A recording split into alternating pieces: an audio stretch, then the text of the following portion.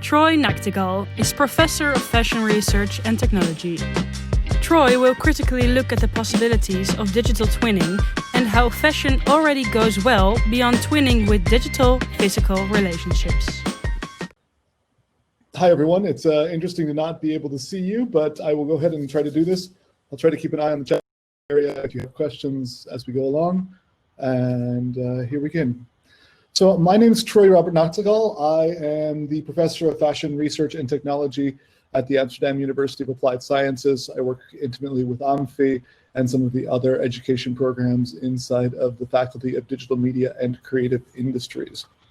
Hope you can see this. And I hope that you're seeing these slides not reversed. So if there's any kind of reversing, please let me know. So I was a fashion designer for about 12 years in Florence, Italy, before I came back from industry to do a PhD as part of the Horizon 2020 Marie Curie program, Architects. This was a combination of architecture, interaction design, and textiles, where we really went deeply into these new European concepts and really started to ask questions about, are they really going to work and how can we make them work even better? So I come from a traditional fashion design background, having done my bachelor's in New York City at FIT, State University of New York. And then I've always been interested in technology, so I came to this relationship between technology. I'm rather critical of digital twinning, and I think that it's really interesting that we saw the moderator asking us earlier if digital twinning can be these other things. I don't think that they are officially digital twinning. I have to agree with Claire, as you'll see in my slides, that digital twinning is one thing, but I think digital twinning is a convenient metaphor. And I hope that I can share that to you in these slides here today. Can no one hear me? Someone can't hear me. I'm double checking my audio. Oh, good. Okay, I'll just, so it must be that one person. Sorry about that, Asia. I hope it can go forward. So I'm happy you're here. Let's go ahead and jump into this. So the definition of digital twinning that I really like to use is the definition by El Sadiq that was from 2018. It's the most modern one, and it's the one that's really capturing what's going on there. And this idea of digital twinning is that a digital twin is a digital replica of a living or non-living physical entity. And I would include services and processes in there as well, as Claire said, but I did do my PhD work with Philips as well, so I know a lot of what's happening there and really along with them and what they think digital twinning is.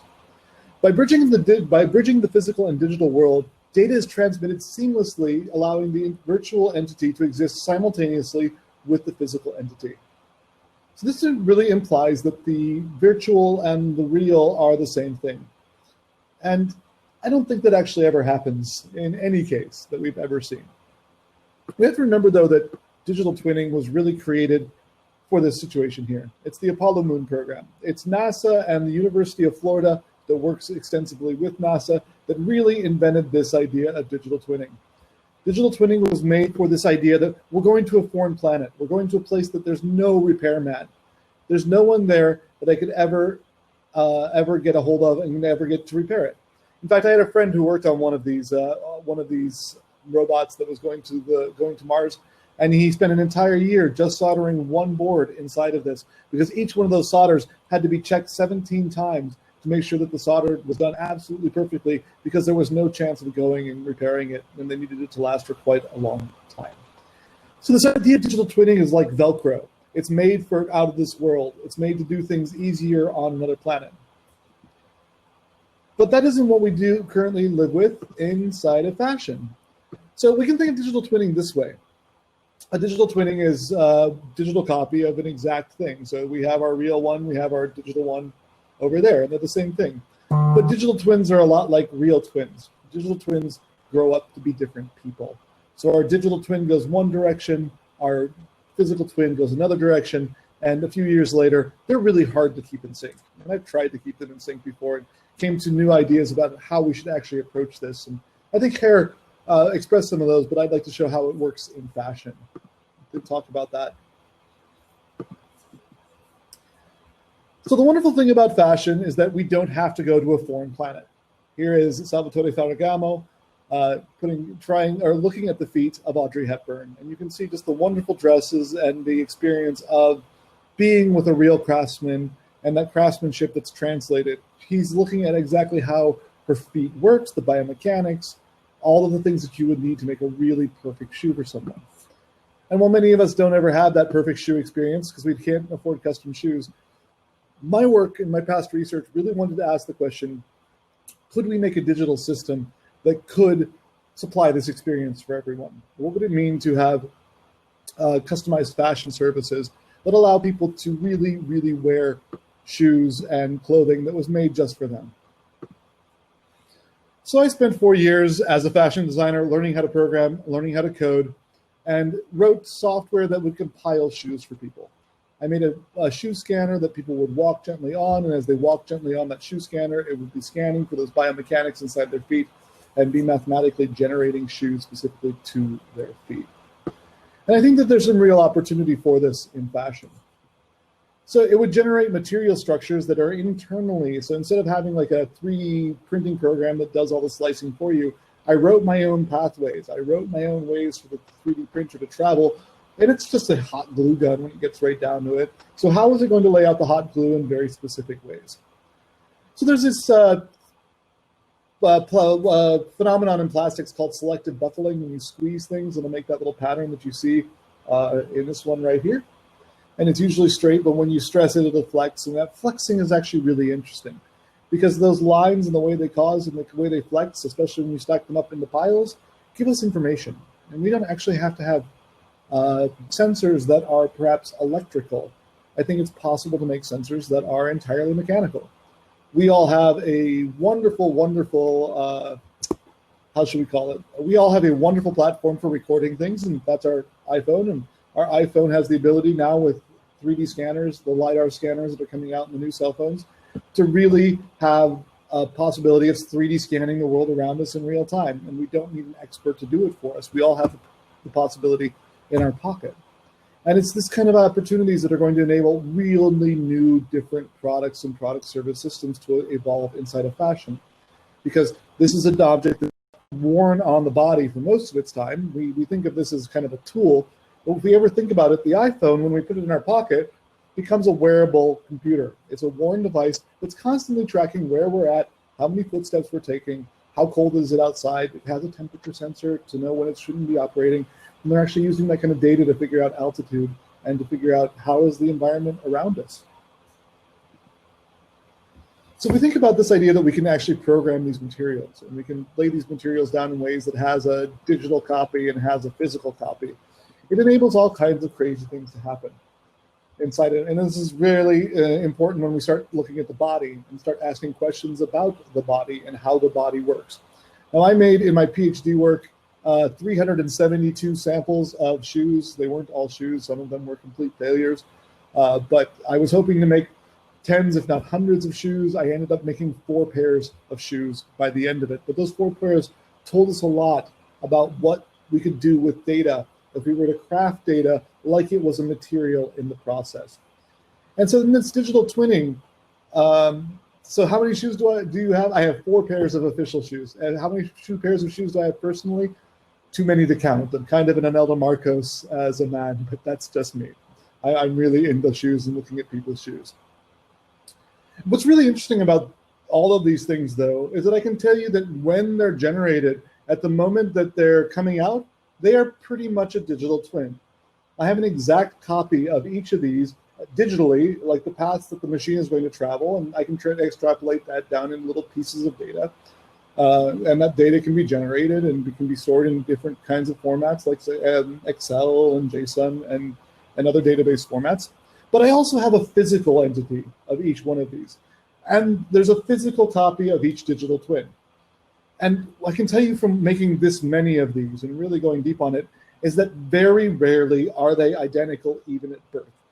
So even as they're being born and as they're emerging, there's these small differences between the twin and the original that may or may not have deeper impacts as we move along in the process. So my whole experience as a PhD, and thank you all for your European tax euros, was to explore the data material relationship that was happening inside of these physical pieces and these digital pieces. Sorry, physical pieces, digital pieces. And examining the relationship to that. And sometimes, they were very close. They were almost identical. Sometimes the printer would print nothing at all. And it's like having an aborted twin. I would have a digital copy and no physical thing. And so there's some real, let's take a look at what actually happens in some of those processes as we move along. So what I've worked in is ultra-personalization. And ultra-personalization is a methodology that was created here in the Netherlands that talks about how do we make things with data and how do we make those things make more data to make more things. This is kind of an iterative process. The object itself is generating data, and then we're using that data to make the next generation of the product. Now, this doesn't make sense if you're making very large MRI machines, but if you're making shoes, this makes a lot of sense. The average European has about 360 pairs of shoes in their lifetime. The average American has over 700. So we can see that there's a lot of shoes going on. And if we can make data from each of those shoes, we have this really neat opportunity to use that data to make the next pair of shoes better. And it's not just a linear process. How many of you have more than one pair of shoes at home? We all have lots, and we have shoes for very specific occasions, and we have shoes that really work for sporting, and we have shoes that work for our everyday, and we have shoes to go to church in, and we have shoes to get married in. We have lots of specialized shoes, but each of those shoes can bring data back to us. Now, one of the big examples that I use for making these shoes are the pair of high heels that I made for Jet Bussemaker for Princessdag in 2015. This was a project that we did with Pauline van Dongen, and this was this whole outfit that we created for Princessdag. And it really was our first exploration into this process of as to how to take data and how to generate shoes for someone specific. Now, it took three researchers working 3 months at about 80 hours a day to make a single pair of shoes for a single event for one person.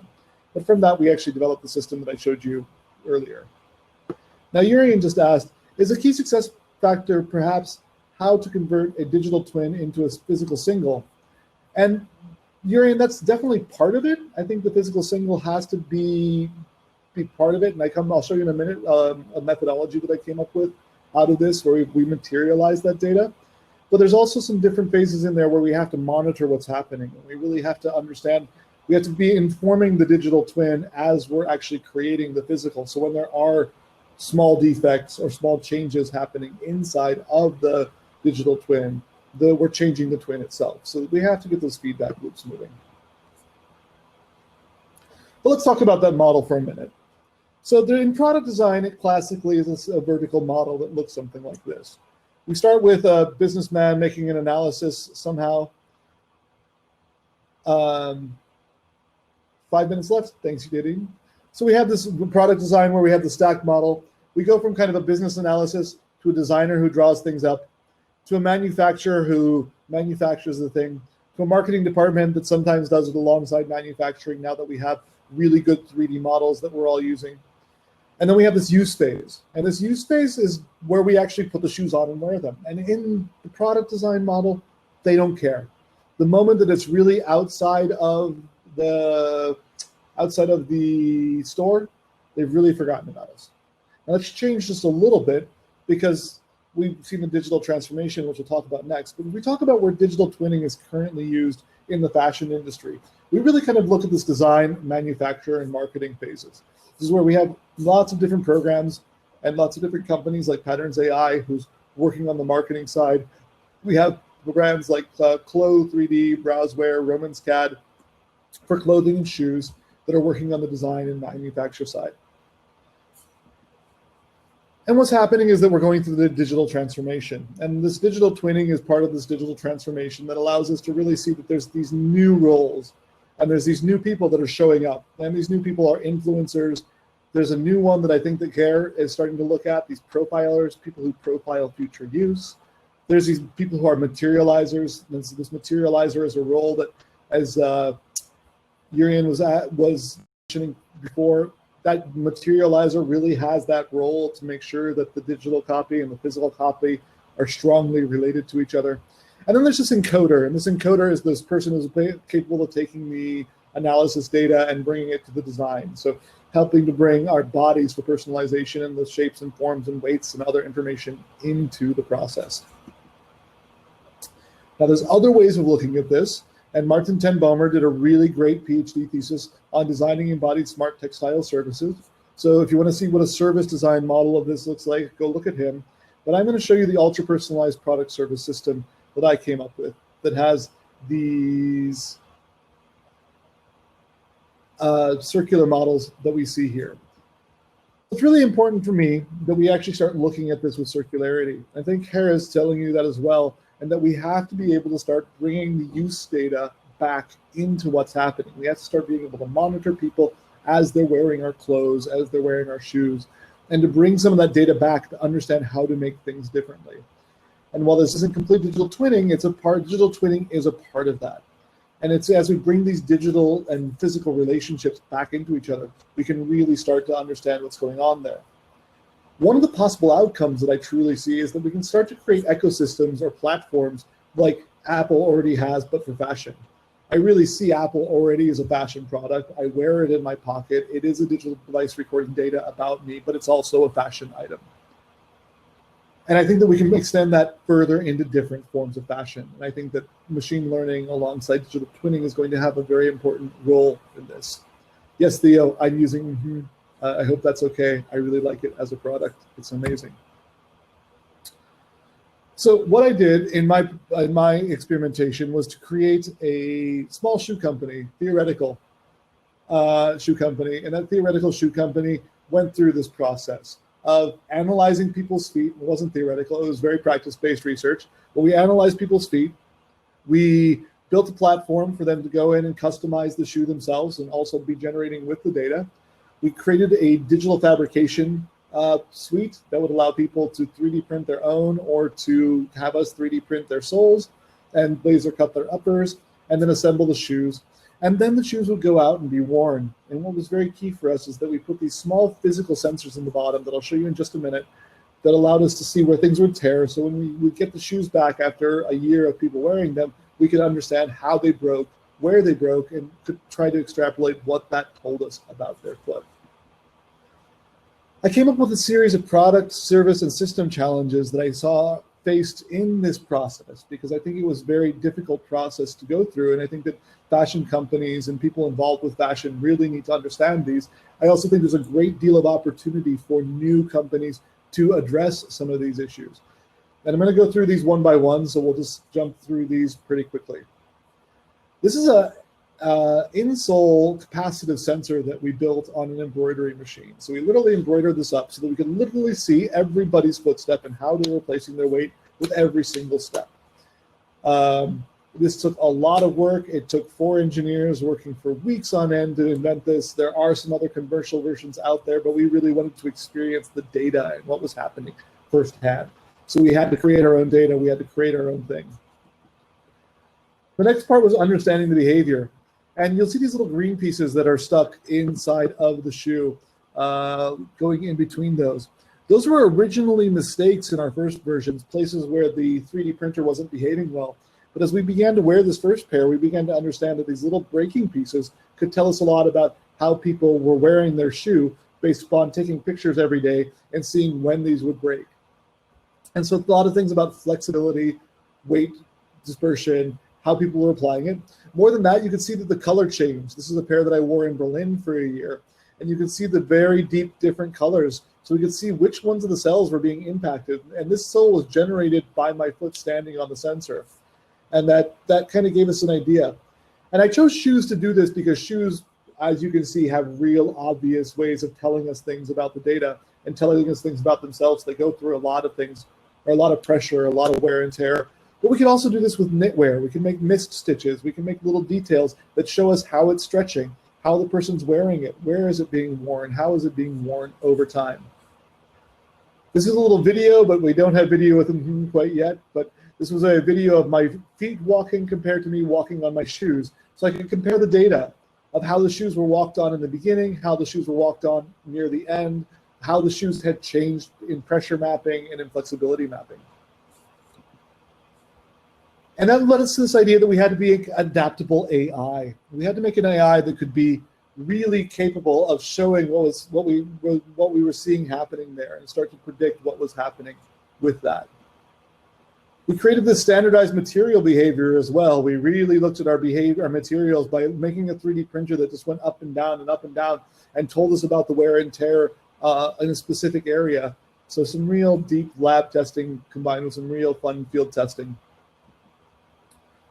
We looked at the defects that we were getting out of our machines and this manufacturing differences between the great model that should have happened and these crazy areas where it was just falling to pieces and falling apart for unknown reasons. And so we had to make something really interesting happen in the 3D printer. 3D printers are completely capable of logging their data as well. So when you're reading the data off of the memory card you put into them, it's an unknown feature, but there's a G code for writing data back to the card. So we could actually write down what was happening inside the 3D printer as we were printing it and compare that data later. What was important as well to AI, and later as we learned, was profiling predicted use. We had to come up with a model of how we thought people were going to use the shoes. And it was this model of seeing how people thought people would use the shoes that became the actual interesting digital twin a little bit later.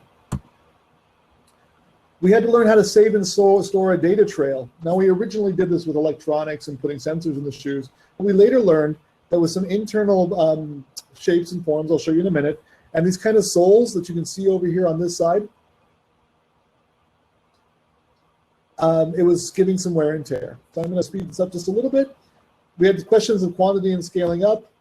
We had to add the sensing in a physical manner, which you can see here, these mechanical sensing structures.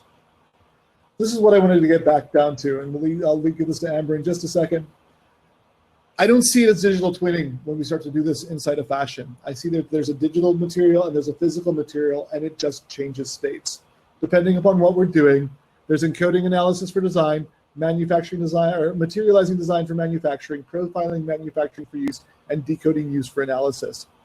And that leads us back to our ultra-personalized product service system, where we can really see that this digital twinning is important in the profiling phase. And this is the very next to last slide. So the profile allows us to say we expect people to use it one way, and then we monitor that use and we see how it was different. And that's where machine learning can tell us a lot about other people who wear the shoes, other people who are close and wearing it in the same ways. We can use digital algorithms to bring back in other people wearing the same outfit to understand how people do it differently. And so important to what I see inside of this field isn't that we want to have a digital twin that's identical in fashion. It's that we want to look at the differences between the two people and what they grew up to be. You can read all about it in some of my papers if you ever want to go deeper into it. Thank you very much.